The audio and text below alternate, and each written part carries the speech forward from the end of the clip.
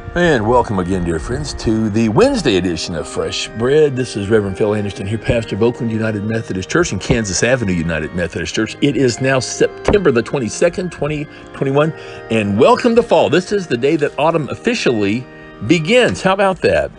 There's the meteorological start of fall, which is today. Then there's the climatological start of fall, which was back on the 1st of September. So at any rate, whether you look at fall as starting in the 1st of September or the 22nd of September, regardless, we are now at this time that we often call the autumnal equinox, when there's equal light and darkness throughout the day. And welcome to fall. It's my favorite season of the year. I must say that I wish we could go from fall straight into spring. I'm not at all looking forward to the winter months, but you know what? God's going to get us through them. So we're just going to take one day at a time. Amen. Well, it's been fun to be with you this week as we're looking at this little part of the Gospel of John. It's one we typically might read during Holy Week. And again, this is the 12th chapter of John.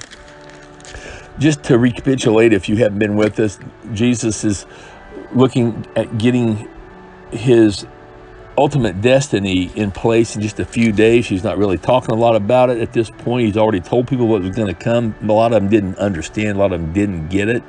But it was 6 days before Passover. Now he goes to Bethany, where he sees his dear friend Lazarus, the man he had raised from the dead. And he's had a special dinner in his honor. Martha was serving. Lazarus was there. Mary's there. And you know what Mary does? She takes this very expensive jar of perfume and she dumps it.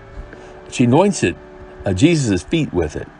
And then she wipes his feet with her hair. What an act of love. The house is filled with this aroma. And of course, Judas is sitting back there with that snide look on his face. And he goes, you know what? That's very expensive perfume. About a year's wages should have been sold. Money could have been given to the poor. Of course, Judas didn't care about the poor. He was taking the money out of the till in the first place and keeping it for himself. And Jesus then says this, leave her alone. She did this in preparation for my burial. You will always have the poor with you, but you will not always have me. Jesus makes a pretty sharp rebuke. I think that Judas probably knows that Jesus knows what he's up to. There are times, friends, when we have to be reckless with our love. I know people, well, you don't want to ever be reckless. Well, no, sometimes we have to. We have to just live with what I would call a reckless abandon for Jesus, that we give him everything, that we hold nothing back, that we don't count the cost in terms of, what is this costing me? If it's going to cost me too much, I'm going to hold back because I don't want it to cost me too much. A couple of weeks ago, we were looking at the 8th chapter of Mark for our sermon. And Jesus asked his disciples who they said, who do people say that I am? And they said, well, some say you're John the Baptist, some say Elijah, some say Jeremiah, some say another prophet. And Jesus said, well, then that's great. Thanks for the info on that. Now, I've got a question for you. Who do you say that I am? And then, of course, Peter says, you are the Christ, the Son of the living God. And Jesus says, you're exactly right, Peter, and upon you I'm going to build my church. And then he tells a few statements later, you will have to pick up your cross and follow me all the way to the real cross that I'm going to die on. Some of them may actually have to go to their physical death because of their faith in Jesus.